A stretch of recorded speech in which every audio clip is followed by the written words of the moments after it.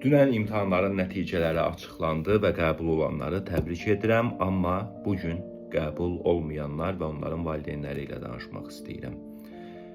Çox bir şey itirmədiniz. İmtahan alan, bunlar deyildiyi qədər də önəmli məsələlər deyillər. Hətta müasir dövrdə bir insanın yaxşı həyatının olması üçün ali təhsilinin olması 3-cü, 4-cü sıralarda ya gələr, ya gəlməz. Daha çox başqa bacarıqlar, başqa biliklər və başqa şeylər önəmlidir hal-hazırda həyatda.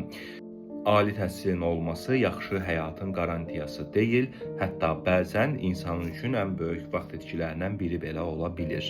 Təbii ki, insan var, akademik həyat yaşamaq istəyir, ali təhsil almaq istəyir və hansı ixtisasda özünü görür. O insanlar təbii ki, ali təhsil almalıdırlar və sevdikləri istiqamətdə getməlidirlər.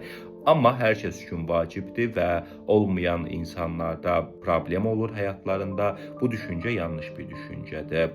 Eybi yox, bu il qəbul olmadınız, gələn il qəbul olarsınız. Ondan sonraki il qəbul olarsınız. Yəni 1-2 il gec ali məktəbə girməklə siz heç nə itirmirsiniz, heç nəyə qaçırmırsınız, əhəmiyyətli bir fərq yaranmır sizdə. Başa düşürəm, indiyə qədər insanlar bunun tam tərsini deyiblər sizə. Amma insanların nə dediyi önəmli deyil, reallığın nə olması önəmlidir və həqiqət siz ona inanmayanda dəyişməyən şeydir. Və sizə bir şey deyim, ümumiyyətlə baxın, 5 günlük dünyadır. Bu həyatda daha ciddi məsələlər var, daha ciddi fikirləşəcək məqamlar olur və əmin olun ki, bu ciddi məsələlərdən biri bu il imtahandan uğurla keçmək deyildi.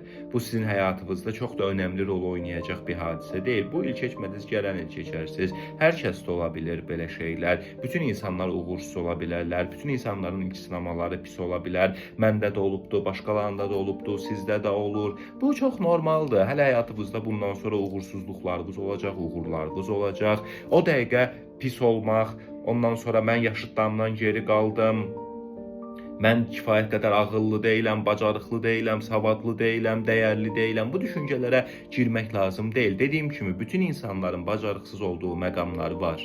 Əgər bu məqamlara baxıb bacarıqsız, dəyərsiz falan deyəcəksiniz, o zaman hamı bacarıqsızdır, hamımız dəyərsizik o zaman belə çıxır. Ən önəmlisi də belə bir şey yoxdur ki, ali təhsil alanlar yaxşı həyat olur, o birisilərin pis həyatı olur. Bəzən tam tərsinə olur. Ona görə də sözümün canı odur ki, canınız sağ olsun, ürəyinizi sıxmayın.